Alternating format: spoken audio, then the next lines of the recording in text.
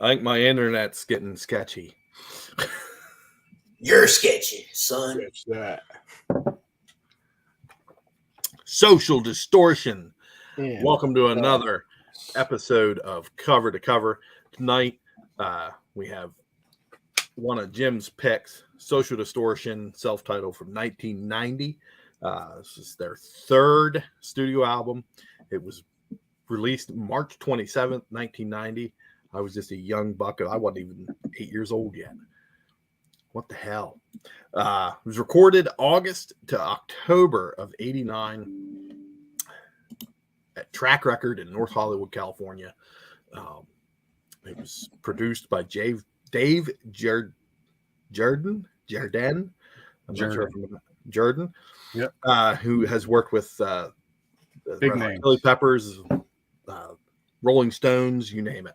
Jane's Addiction. Jane's Addiction. Alice in Chains. Chains. Zappa. Wow. Offspring. Everybody. He has a pretty good resume. Yeah. Wow. Yeah, I didn't realize how good his resume was until I started. I clicked on his and I was like, oh, holy cow! He's worked with some big names. Yeah, Anthrax, Biohazard, Goldfinger. Yeah. And this was their major label debut on Epic Records. Pretty solid. I'm assuming that's probably why they went with the self-titled album. Maybe the label's like, hey, this is your first big album. Let's self-title it. I was always curious to why some bands they do the self-titled later. You know. Yeah, I never understood it. Yeah. What was the name of their first two albums? First one was Mommy's Little Monster and Prison Bound. Okay. It makes sense that they did that first big on Epic. Yeah, and Social Distortion formed in 1978. So, wow. With this being their third album out in 90, that's like what I was telling you guys last week. They always have like these big, long, like dry spells between albums. But after like looking, it kind of goes. The reason why I'm assuming is because they go through drummers and stuff. Like we just had a band we did recently that just ran through the drummers. Yeah. Oh, the Misfits did it, and Yeah. Their first bass player left, and then Mar. What's his name? He's on this album. They formed in 78. Mar. When was their first album? 83. And this was 90, so their third. So in 7 years, they had 3 albums. Yeah. And this was their big, on a big label, right? Yep. Which even in the 80s was kind of atypical because a lot of bands were used to still putting out an album a year or an album every 2 years. So to only have 3 in a 7-year span is pretty relaxed. Yeah, it's pretty every couple years. And also they also have a reputation of playing songs, a year or two before they record it and put it on the album. Yeah. Yeah. Live. They play it live for a while and then drop it. Sort of tweaking it out before they make sure it's right. Yeah. Like I watched a performance. They did like a TV performance and it was like an interview and then they'd play a song. And like one of the songs they finished the show out was from the album on the next album, with the one that would be after this one, that they did that one in 90. So that was and they're still going strong? Yes, I believe they're on tour right now, actually. How many albums? Do you know how many albums they're up to? Or I want to say they're up to like around 8 or 9, but like 2 of them's like one's a live one and then one's like a greatest hits. Have you seen them? I don't really count those as. Have you seen them? Yes, I've seen them twice. And how was it? It's good.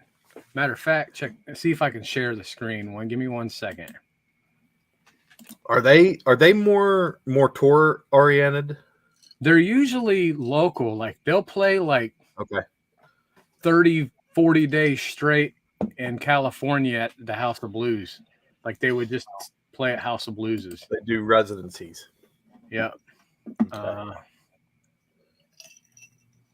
Hey, do you guys? Is there a House of Blues in Orlando? There is, right? Where's there a House of Blues? It's in downtown Disney Springs. Have you been to that? Yes, this is where I saw Social D twice there. Oh shit! Look at this, bro. Look how young you were. That was roughly 19 years ago. Wow. Dude, you know who you look like? You look. Oh my god, what's this band? Color. You look like the guy from Color Me Bad. Oh, I just need the round glasses, huh? You look like the guy from Color Me Bad, bro. Yep. Wow, you gotta look, Boat. You gotta look up "Color Me Bad," bro. You're gonna see your dad. Dad was in a pseudo boy band. Those round glasses down here on the end of the nose. Or Dude, that is awesome, bro. That's awesome. Or what's his name? Snowball. Snow.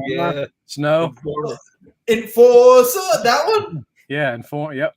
Yeah, Informer. Yeah, Informer. Dude, that's a great single. What year was that? That picture? Yeah. I believe that one was in 04. Dude, that's awesome. Because I saw him in 04 and 05, and I think that was the first time. Wow. And awesome. I don't know if you guys ever noticed, but I have a Social D tattoo on my hand here, and that particular night I had him sign my hand. Nice. And had it tattooed the next day. Wow. Dude, that's gangster. That's crazy. That's my ball and chain. Dude, that's nuts. Wow. That's awesome. Are they your favorite band? One of my favorite bands. What's up, Turdo? Captain Queen Turd. I love that. Princess Turd. Yeah, I used to listen. Man, I listened to Social D. I wore them out back in the day, 20 years ago. You want to see them again? Oh, I'd love to. I'd love for him to see them. Wow. They play like that's awesome. Pretty big. But it's like they don't come to Florida that often. Really? Which is strange, you know. Both, you like them? Yeah. I enjoy them. Like them a lot. Yeah. It's good rock and roll music, man. It's good rock and roll. Dude, I'm telling you right now, after listening to this album, I'm probably going to be seeking their other albums out. And all their albums, you won't be disappointed. They're all all really stellar. good. They're all pretty stellar. I mean, yeah, I'd recommend their first one and Bad Luck. Somewhere Between Heaven and Hell. Yeah, that one. That's the follow-up to this one, right? Yeah, that one's my favorite album. Okay. That's the one that you had. And I used to have that. I don't know what happened to it, but I had it. Great album. I would get that album first. Somewhere Between Heaven and Hell. Jim, what you just said is basically what I thought the whole time I was listening to. You tell somebody that's never heard rock, hey, listen to rock and roll. And of course, you could put like the beginning, Elvis, Chuck Berry, and all this. And then you put this, and this is just freaking old style, new style, whatever you want. It's what that would have grown into is this. This is plain and simple. This is here. Listen to this. This is rock and roll. Yeah. Yep. And you're it takes a little bit of different genres and puts it together and makes something beautiful. Especially it is, and it's time to me it's timeless because if you go back and listen to their discography, you'll notice that their sound really doesn't change. Mm-hmm. They kind of stick to the same sound their whole career. Yeah. I mean, their last album, Hard Times, Nursery Rhymes, you can tell they experimented a little bit with some different sound. They had some backup singers and stuff like that, something they'd never done before. But for the most part, it's still, they pretty much stayed consistent with the same sound. You got to think some bands do that too, because it's like, my God, you can't be doing the same thing for 20 years without adding stuff, right? It'll become stale. Yeah. But you get somebody, let's say we could go in a time machine, 1956, and you play this for one of the somebody just getting into rock, and it's just, and they'll be like, "Oh my God, who's this new?" You know, they would fit right in. It's time. Yeah. You're 100%. It's timeless. Yeah. This is your cousin Marvin Barry. Yeah. Back to the Future. Remember that sound you're looking for? That's it. Yeah. That's it. It fit in with all those guys, you know, like. But it also, at the same time, it Ray. also has that California sound to it. Also, Yeah. They were doing something Yeah. so new and original, especially for California punk in 1979, 1980. Who else was doing rockabilly punk? Like, Not much. which Straight I mean, their first album Yeah. wasn't necessarily like rockabilly punk or cowpunk or whatever. It was more punk. Right. But it still had the melodic sound like you hear in this album of his singing, but a little more on the punk side. But you know, between Prison Bound and this one, you know, they find their finished sound basically. Right. His voice is perfect too for this. Yeah, he's got a pretty badass voice for He sure. does. His solo stuff's pretty good too, Don. He's got 2 solo albums that he released in, I think, the late 90s or early 2000s. Really? Yep. Nice. Does some Dylan songs and does some stuff like that. Pretty good. Nice. You can't go wrong with Dylan. Yep. Comparatively, what's to like bands like Reverend Horton Heat? Would they be pretty similar? They're fairly similar for the most part. I would say the Reverend's more on the like a psychobilly kind of sound, you know. Mm-hmm.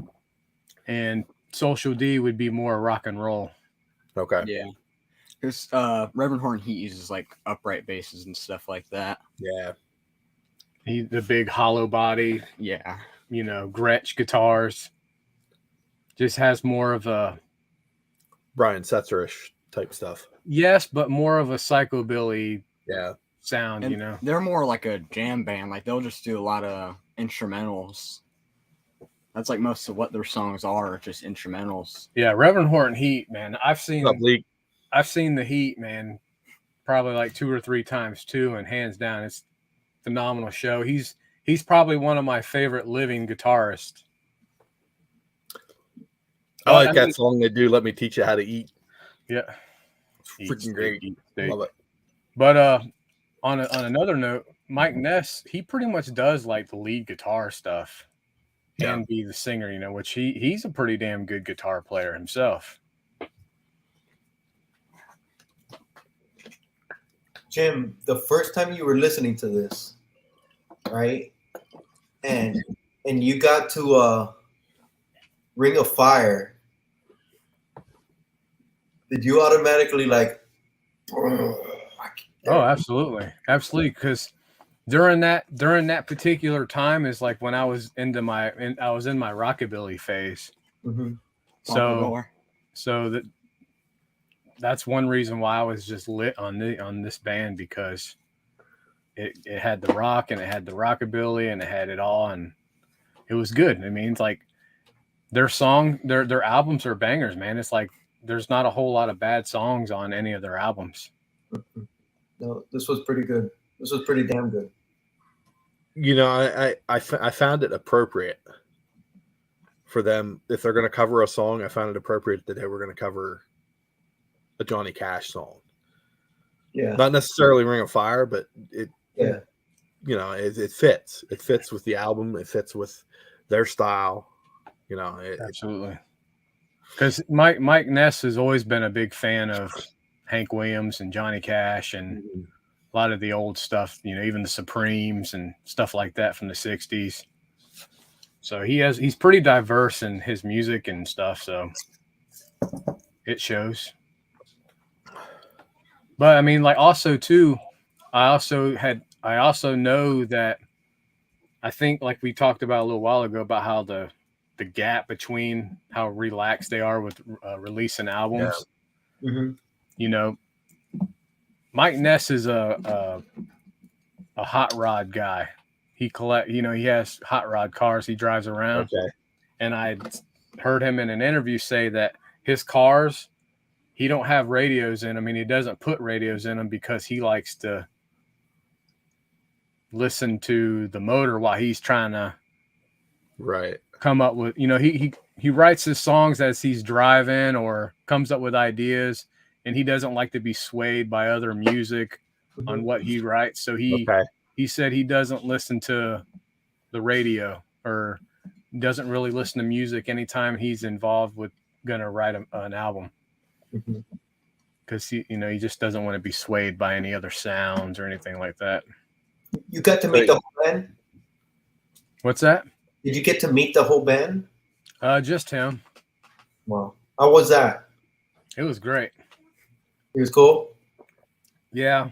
My wife, that was probably like our second show together when we first started dating. And we met him, and I had him sign my wrist, and I had him sign one of their CDs, and had the picture with him. Super cool dude, super nice. He stayed out and signed everybody's stuff. My wife gave him a big old kiss on the cheek.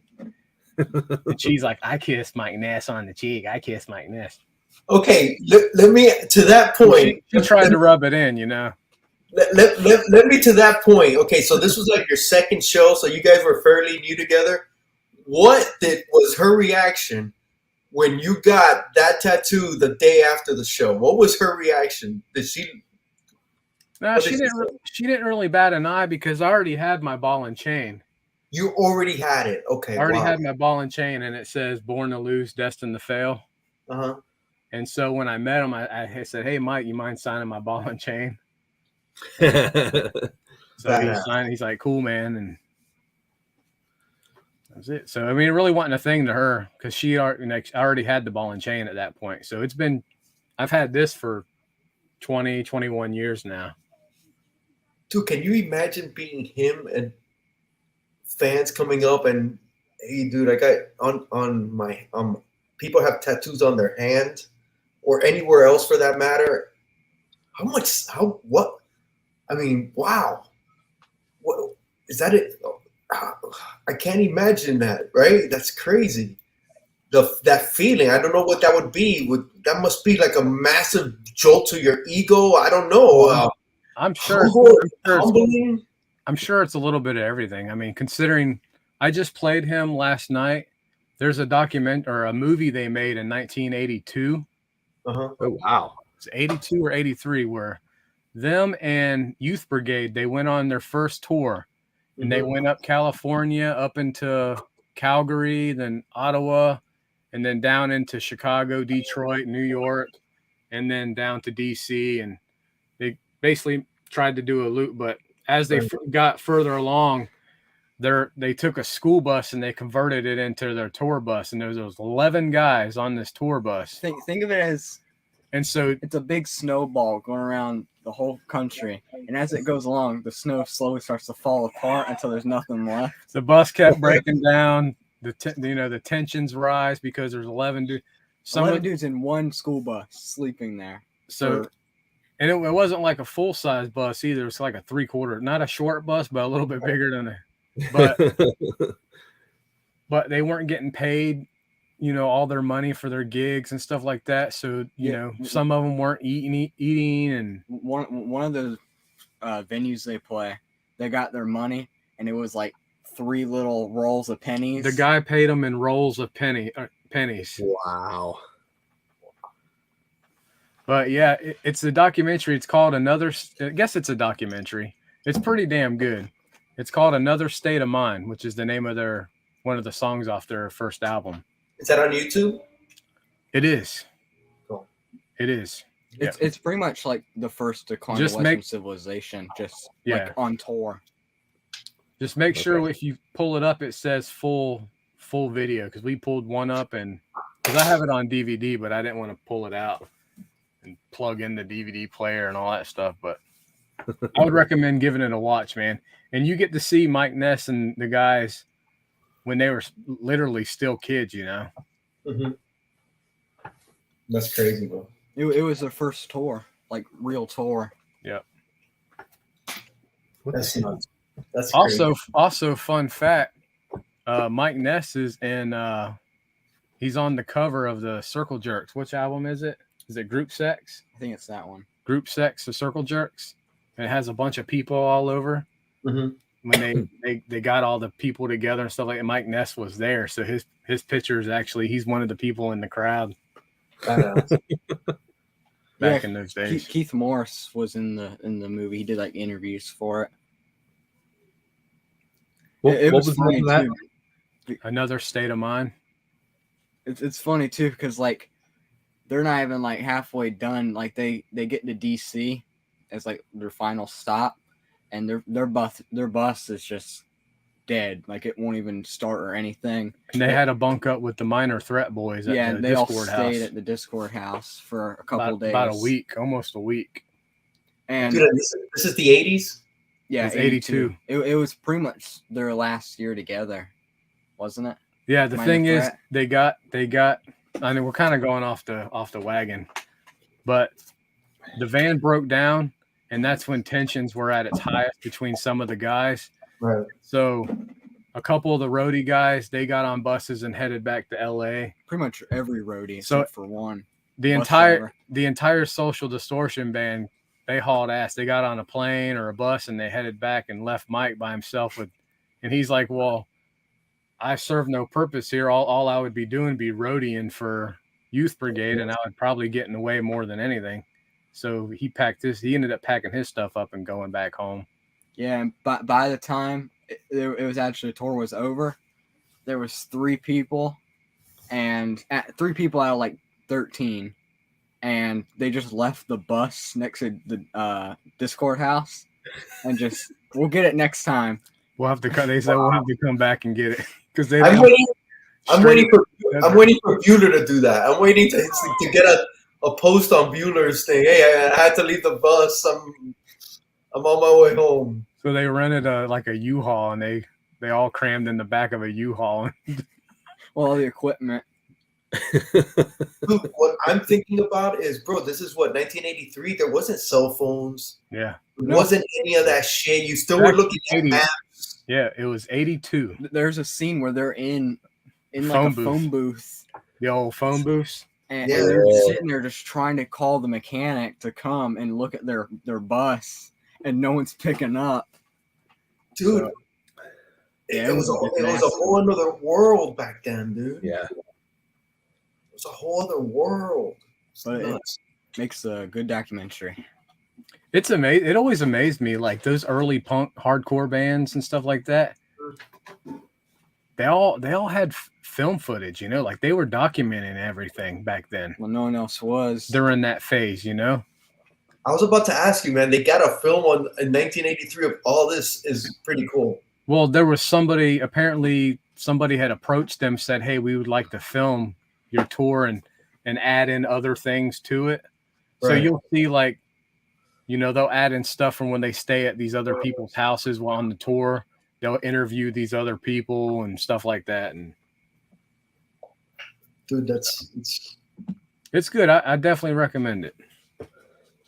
it's like I lived through that, and I think back, dude. How did we get in contact with each other?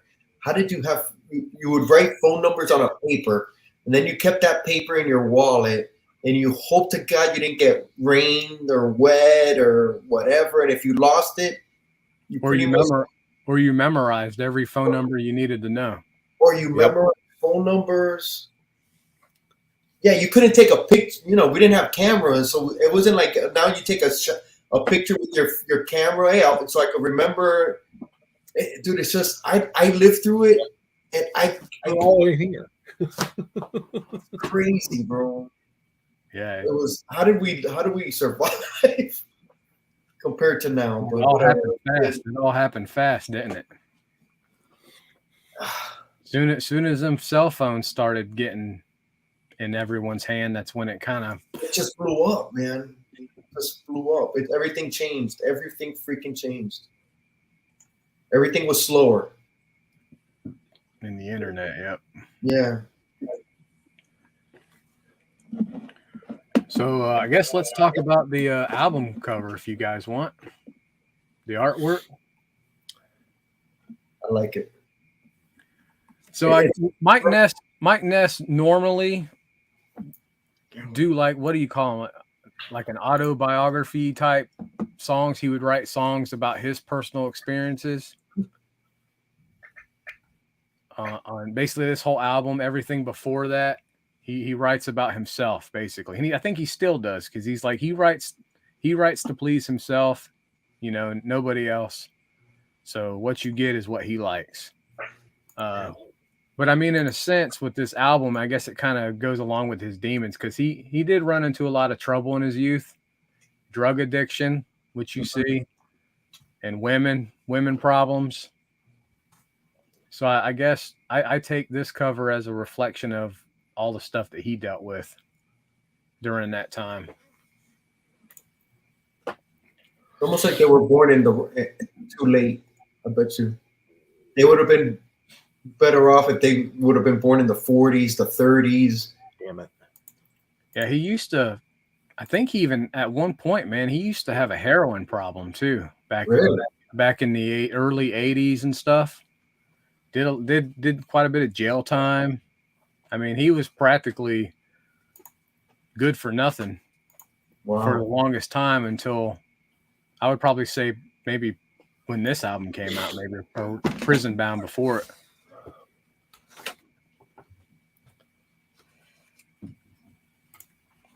it. These are all on separate pieces of paper, right? Yeah. Torn. They all fit though.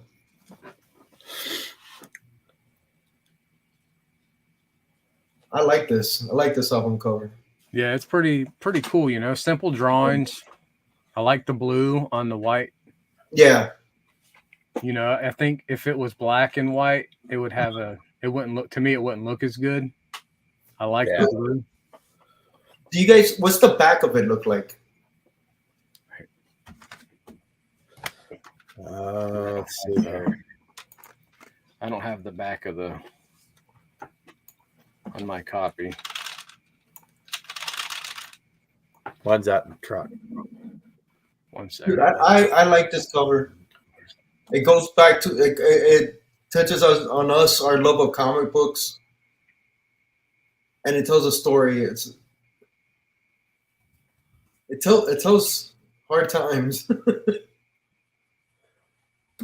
Here's some like of the inner. Okay. Tell they had the like I said, they went from punk, to basically the rockabilly look.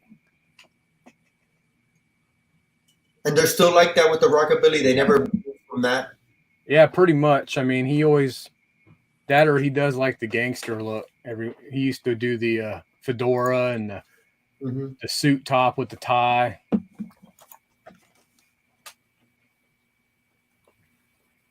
Yep, there it is. Tried to make it bigger, but it's not working. That's cool. Who made the album cover? Do you know? I do. Wasn't it Dave Jordan did the album cover? No, it's a different part. It doesn't say who did it. Let me check the.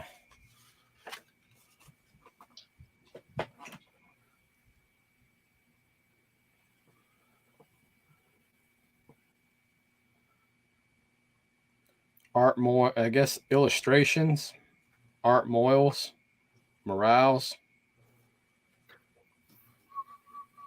logo design, David Coleman.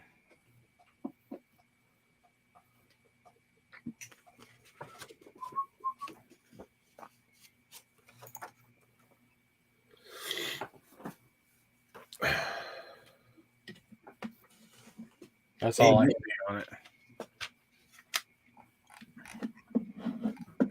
That's about it, I guess, on that. There ain't really a whole lot on. It sold how many? 250,000. That was for 96. Yeah, to date it sold 500 million. Nice. 500,000. Yeah, 500,000. Sorry, or better. Certified gold, and it peaked when this came out. It peaked number 120 on the Billboard charts, which I think this was their first album that made the chart. Yeah, to crack the 200. Yeah. And their next album peaked higher. I think it peaked, in the 80s, maybe. Oh, it remained on the charts for 22 weeks. That's a pretty solid run. Mm-hmm.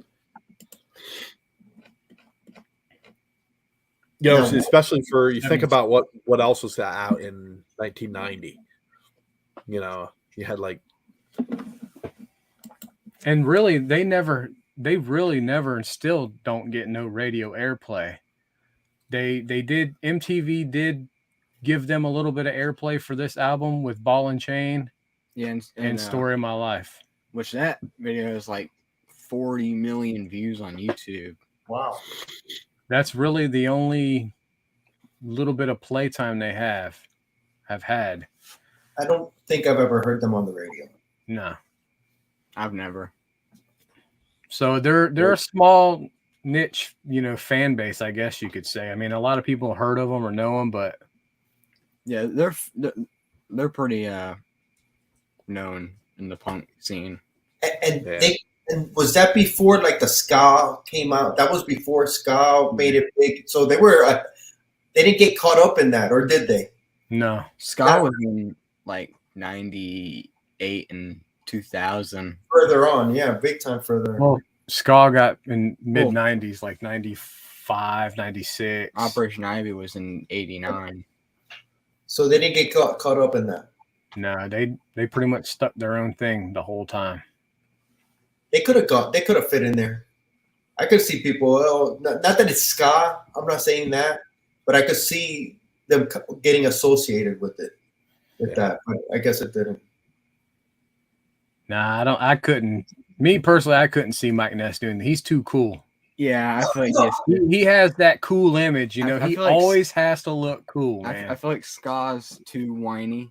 Yeah, no, I don't see him doing. I see other people in general lumping them in there. I'm not saying them or them doing anything to be associated. But when that whole scene was going on, I could see some people throwing them in there just because of the rockabilly and all that.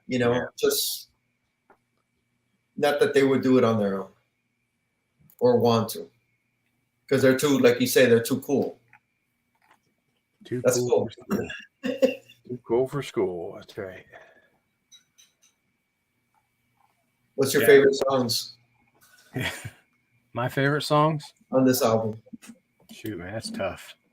Obviously, Ball and Chain will always be one of my favorites. And Story of My Life. That's a kick-ass tune. I love that song. Oh, it's so loud. I love covers, bro. So I love that they included Ring of Fire.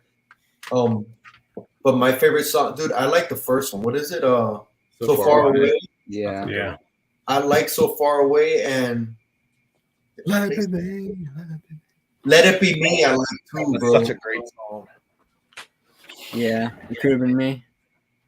Yeah, it could have been me. I think that one's my favorite. That one's awesome. The two that I'm okay with are that I could think. I wasn't crazy about Sick Boys and She's a Knockout. She's a knockout. My least favorite. I like Sick Sick Boy. Yeah, I like Sick Boy. She's a knockout. I could leave it. Yeah. But all the other ones rock, dude. I like all the other ones. The whole thing rocks. This is definitely a solid album. Have you guys? I'm sure you probably haven't, and I gave them a listen to again because I hadn't heard the one, but they're the Japanese. They had 2 bonus tracks on the Japanese pressings of this album, and it was called "It's All Over Now." A Bobby Womack and Shirley Womack wrote song, and "Shame on Me," which they're 2 really good songs, but it's definitely appropriate that they're not on this album because they don't really go with the flow of it, but they're solid. They're pretty good songs. Every song on this album is solid, dude. Yeah. All of them are solid. Those 2 are just the ones that are, to me, are the weakest, but they're not bad songs. No, not at all. Not at all. And I heard it when I heard it a few times, and I was my first impression was like they're all just bangers, but then when you keep listening to it, it's like no, they're not. They're not slow ballads, but there are slower songs on here, and it does change the tempo, and it doesn't all sound the same. If you understand what I'm saying, Absolutely. Like I was like, man, there's really no song that kind of changed, but then on further listening, it's like, oh yeah, there is. There's a couple. I can't remember which one. Is it A Place in My Heart? It's not. She's a not. It could have been Me. That's slower. Could have been me had the Just the harmonica. tempo. Ball and Chain too. The tempo changes. I think it was Place in My Heart you're thinking of. Yeah, that it changed, and it's just slower. It's not slow.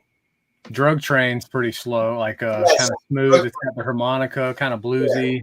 That they change it up. It's not the first listen. I didn't get that. I kept on listening, and it was like, okay, I'm wrong. There is a flow to this. It does flow. It's not just the same rock. Yeah. It's not at all. It's a good freaking solid album, dude. I want to listen to the one that came after, the one that I used to have. I haven't heard that one in forever. I want to get into that again. Yeah, you won't be sorry. Is that their most popular album? The one that comes after this? I think it is, yes. I kind of got mixed on reading the Wikipedia on this. Like it said two different things. Like up top, it said Social Distortion had sold at the time at least 250,000 copies, becoming the band's second best-selling album in the United States. Their next album, Somewhere Between Heaven and Hell, sold 296,000 copies at that particular time. Right. And at the bottom, it says...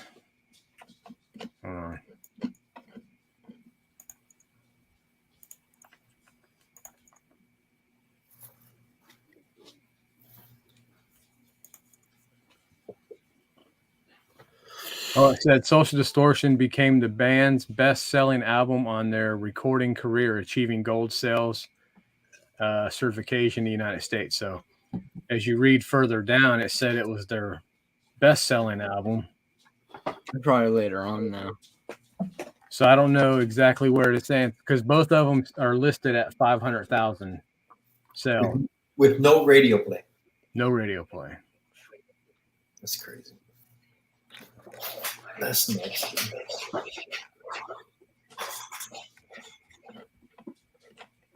A lot of the bands we listen to, though, a lot of the albums we've been doing don't have radio play. Isn't that right? A lot of them don't. Because the radio sucks. It does, bro. Radio sucks. Blows donkey dick. So, I guess it's not really the follow-up to that White Light, White Heat, White Trash. Yeah, that was after Somewhere Between Heaven and Hell, I believe. Yeah, that had the highest peak position was at 27. Wow. So that did really well. And it's funny too because that one's probably out of all the albums that have of theirs, which is pretty much most of them, except for like the greatest hits and the live album and stuff. White Heat is probably my least favorite out of all of them. And it's the one that peaked the highest? Peaked the highest, yeah. And I don't see album sales for that one either. Oh, wait, 277 as of 98. What was that? I'm just kind of looking to see how their other releases fared.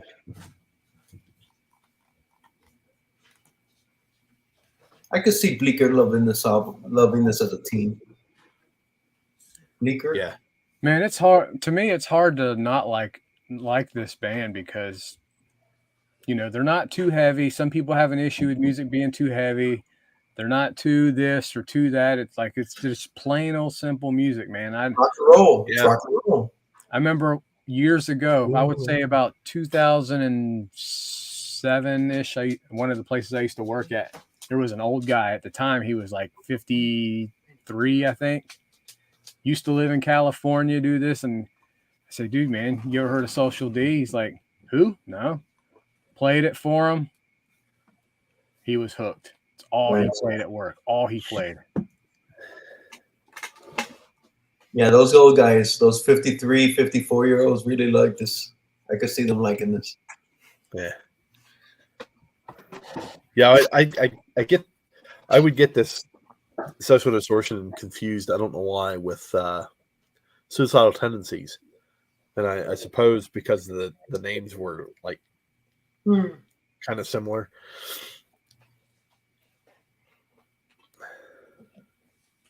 And I want to say Mike Ness got the name from like his distortion pedal. You know, something had to do with his distortion pedal. He came up with the name because of that. Okay. But I think there's an actual term, like a medical term called social distortion. Also. It sounds like there would be, right? Like a mental illness type thing. Let me see. Social distortion is. What's the Mike Watt? Okay.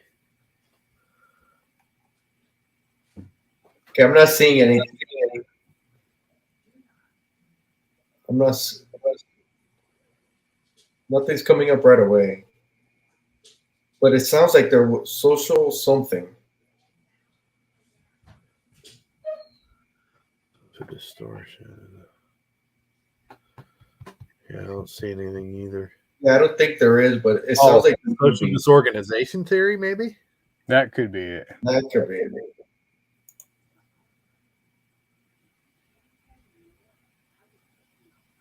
Oh, What? Developed by Chicago School. When was their last album? When did their last album come out? Long time ago. They're last album? Yeah. 2007.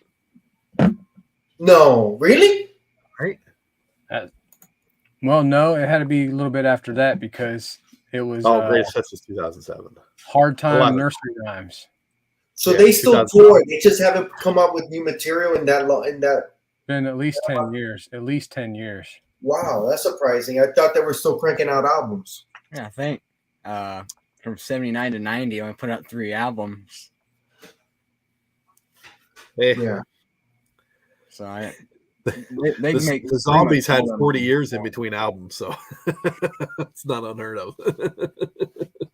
Yeah, but these guys they've never broken up. They've lost members, like you were stating. They've lost drummers and members, but they've never broken officially. It's the end of the band. No. That's They've cool. been continuous. They still got a I following. mean, right now, Mike Ness is the only original member of the band. Okay. Only because his original guitar player, Dennis Donnell, he had passed away in 2000. Oh, wow. And when he passed away, Johnny Two Bags, he stepped in and he's been with them ever since. And John Maurer, the guy who played bass on this, he was like one of their early bass players, and he stayed with them until sometime in the 2000s, I think. And then he decided he wanted to spend time with the family. And Matt Freeman, he stepped in for a year from Rancid. He stepped in and filled in for him when he left. Huh. And then Chuck Biscuits even drummed with him for like 4 years. Yeah. I was going to say, I thought Chuck Biscuits was with him for a little while. Yeah. So they went through a lot of drummers and a handful of bass players, but within the past 20 years, they've only had counting Matt Freeman, they've had 3. Dude, he's 60. He's 61. Really? Yeah. Wow. Yeah, the documentary, all of them were like 17 or 20, 19, 17, 20. But they started in 79 or no, in 82. 78. 78 was when the band started. Yeah, but in the movie in 82, they were all Yeah. like 19, 20. Now I got Sick Boy stuck in my head. Jim, I could see this totally being your style, dude. This is my style. This Social This D, is- Social D would probably be one of those bands. If you know, one of those island stuck on an island, I would probably take a Social D album. One I of could those, yeah. totally see that, dude. Yeah. Like I'm looking at a picture here. I don't know if you guys will be able to see it. Man, we can't even see you. I know. Yeah, forget it. Anyway, they're like in a, I guess like in a little area, and they're just standing, looking, taking a picture, and it's like, oh, dude, this is totally freaking Jim. I could see Jim. Well, what you're wearing today, it's totally them, right? Yeah. Well, they had a couple. There's a couple band members that passed away. Really? Yeah, the original bass player passed away in 07, I think. Yeah, is that Brent Lyles? Yeah. Okay. I think after he left Social D, I think he went and played with the Adolescents, I think. Maybe. Agent Orange? Agent Orange is one of them, yeah. In that documentary, you'll see him. He was kind of a little bitch. Yeah. When everybody was getting ready to say screw this, I'm going home, he's like, yeah, I've lost 6 pounds and I can't even afford to lose 6 pounds. He was so skinny.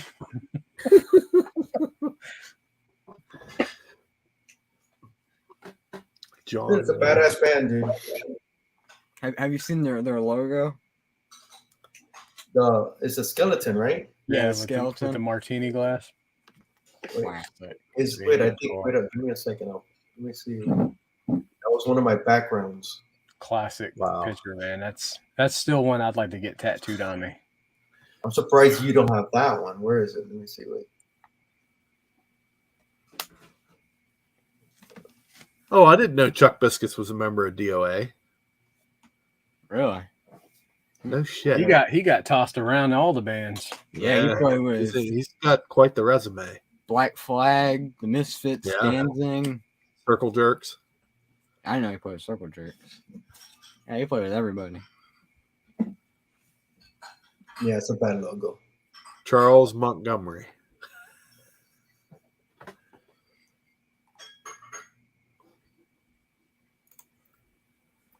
That's pretty cool. Cool, Yeah, good. Matt Freeman.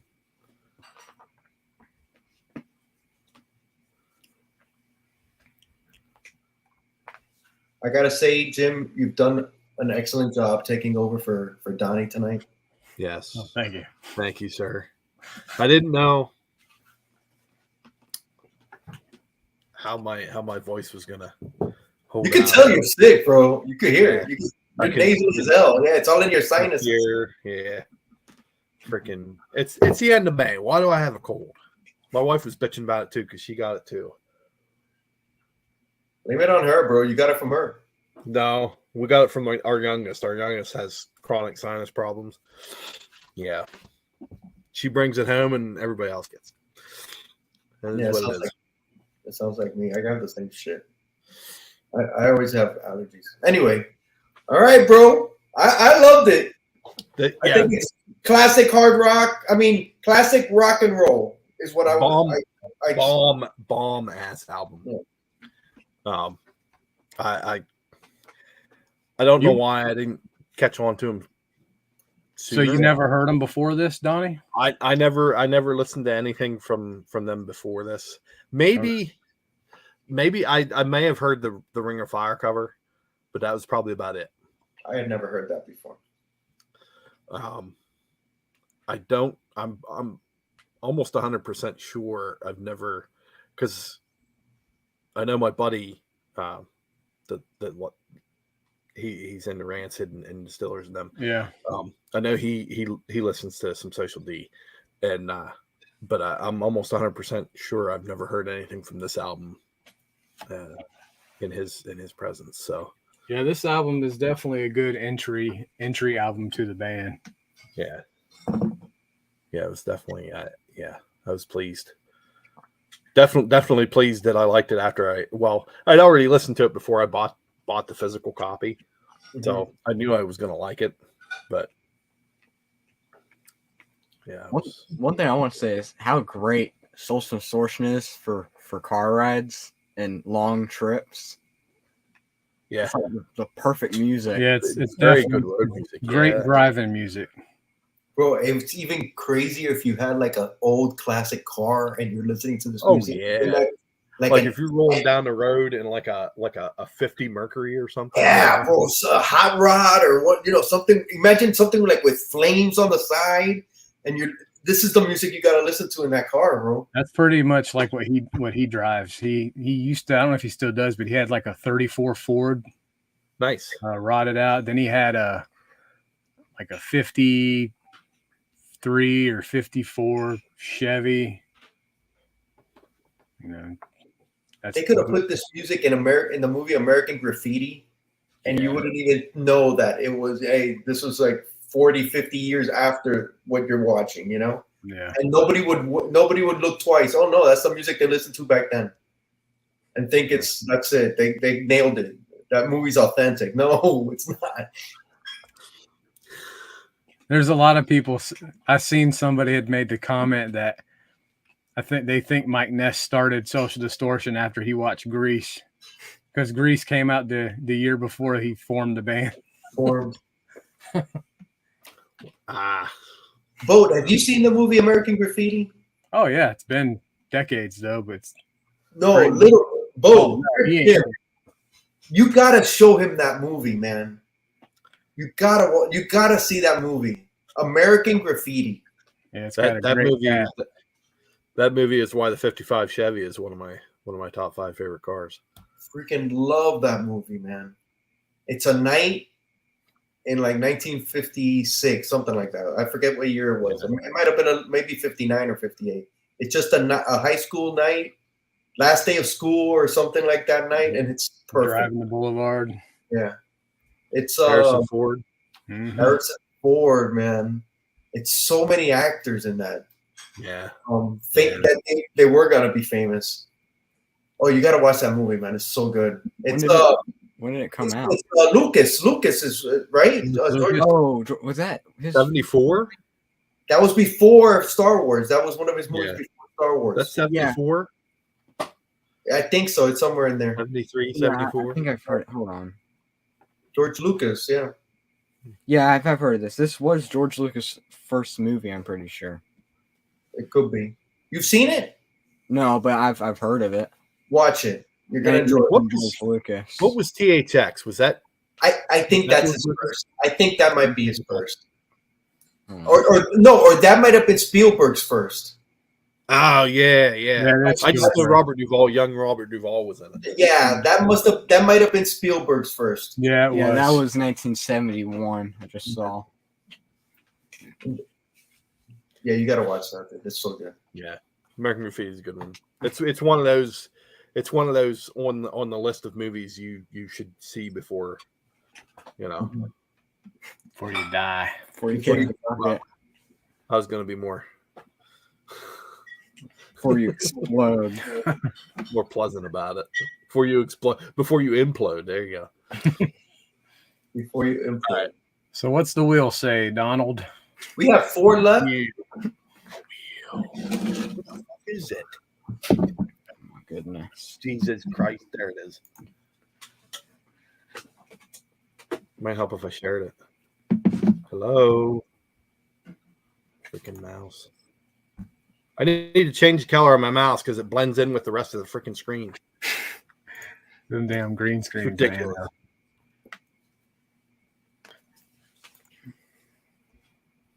Share. Oh, there's only 4. Okay. There's only 4.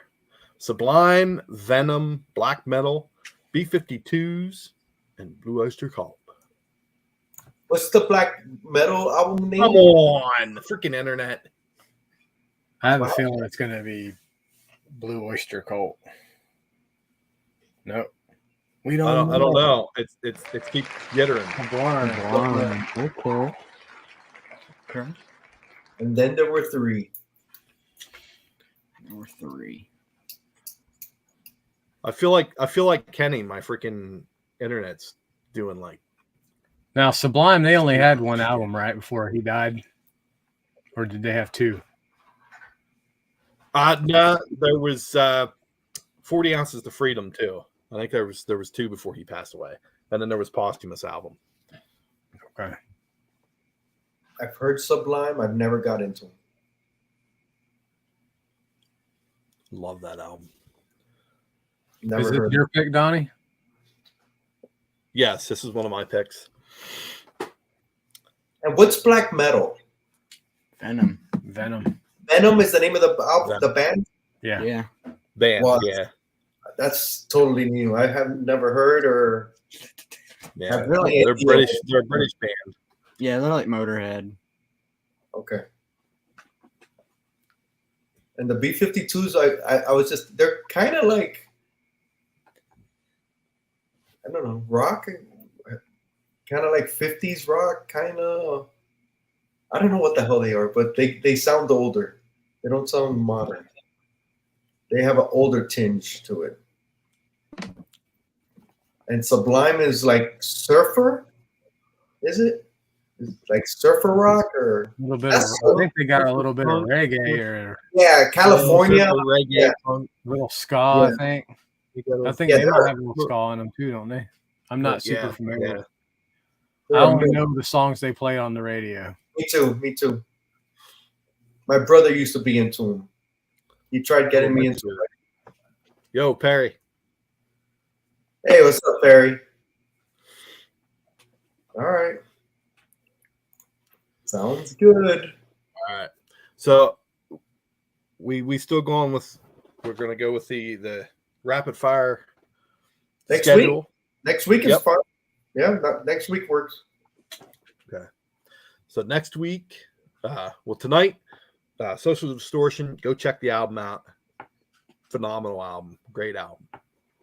Check it out. You'll love it. I promise. If you don't like it, I guess that's a loss. But anyway, Sublime next Sunday, same time, same channel, Sounds cover good. to cover. I hope you'll join us. If you've never heard Sublime, get out there and listen to it. You'll like it. Yeah. And then come Sublime, back. self-titled. And we'll talk about it next week. We'll talk about it next week. Oh, show. In the meantime, get out there and listen to music. Yeah.